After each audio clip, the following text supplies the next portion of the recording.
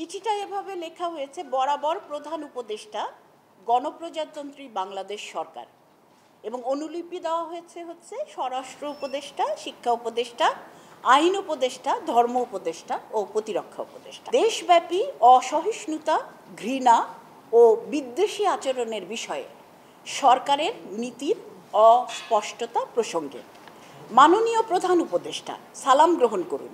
দেশব্যাপী আন্দোলনের প্রেক্ষিতে শিক্ষার্থী জনতার অভ্যুত্থানের মধ্যে 5 আগস্ট 2024 সালে স্বৈরাচারী সরকারের পতন ঘটে।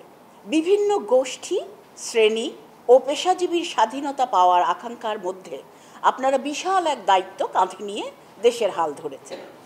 আকাঙ্ক্ষার তীব্রতা ও বিগত বছরগুলোতে ক্ষয়ক্ষতির পরিমাণের কারণে আপনাদের পথ দুর্গম, সেটা আমরা জানি। স্বাধীনতাকামী কোট আনকোট সকলের ধৈর্য প্রয়োজন, সে কথাও আমরা মনে রাখি। বিশ্ববিদ্যালয় শিক্ষক নেটওয়ার্ক বা ইউটিএন সম্পর্কে আপনি ওয়াকিবহাল নাও থাকতে পারেন।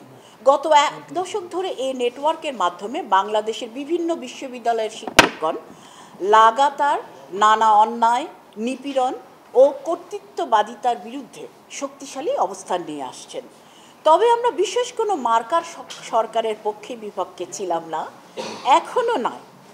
আমরা গণতন্ত্র ও ন্যায্যতার জন্য হাজির আছি। সেই সূত্রে জুলাই অভ্যুত্থানের উত্তাল সময়ে শিক্ষার্থীদের পাশে ঢাল হয়ে দাঁড়িয়ে এই নেটওয়ার্কের শিক্ষকবৃন্দ শিক্ষার্থী জনতার সুহৃদ হিসাবে পরিচিতি পেয়েছেন। পরিতাপের বিষয়, অভ্যুত্থানের মাত্র কয়েক সপ্তাহের মধ্যে বাংলাদেশের নানা প্রান্তে বিভিন্ন ধরনের অসহিষ্ণু, আক্রমণাত্মক ও নৈরাজ্যবাদী জমায়েত আমরা লক্ষ্য করেছি। সেসব জমায়েত থেকে অপছন্দের গোষ্ঠী ও দলের বিরুদ্ধে কেবল হিংসাত্মক কথাবার্তাই বলা হচ্ছে না, ক্ষেত্রবিশেষে সেসব মানুষের উপরে হামলাও চালানো হচ্ছে।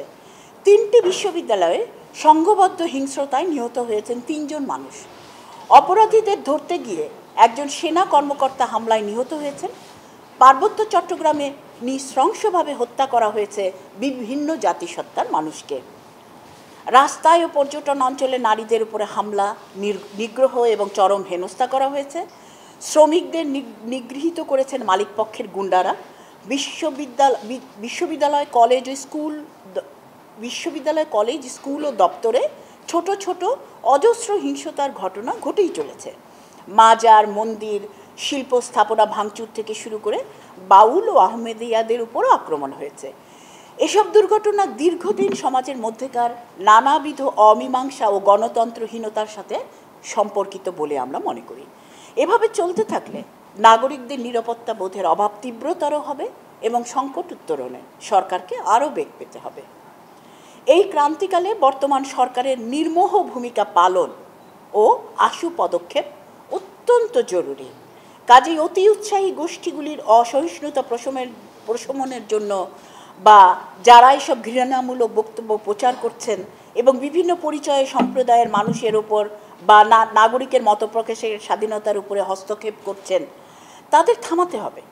তা না করে সরকার বা কোনো বিশ্ববিদ্যালয় প্রশাসন নিজেরাই যদি এসব হস্তক্ষেপকারীদের সাহস জুগিয়ে সাধারণ নাগরিকদের নিরাপত্তাহীনতার ভয় দেখিয়ে কোনো গোষ্ঠীর কথা পালনে বাধ্য করেন, যেমনটা ঘটেছে বাংলাদেশ কৃষি বিদ্যালয়ে, সেখানে ব্র্যাকেটে বলা আছে যে সেখানে চাপে পড়ে প্রশাসন নিরাপত্তা দিতে রাজি হয়নি বলে একটি আলোচনা সভা বাতিল করতে বাধ্য হয়েছে শিক্ষার্থীরা, যেটা আজকেই হওয়ার কথা ছিল। তাহলে এত দামে কেনা জুলাই অভ্যুত্থানের কোন আকাঙ্ক্ষা বাস্তবায়ন করা হলো? সরকারের পক্ষ থেকে সুস্পষ্ট ঘোষণা আসতে হবে যে তারা আসলে অন্তর্ভুক্তিমূলক সমাজ কিভাবে নিশ্চিত করবেন এবং অন্তর্ভুক্তি বিষয়ে তাদের অবস্থান, তাদের নীতিসমূহের মাধ্যমে কি করে স্পষ্ট করে তুলবেন।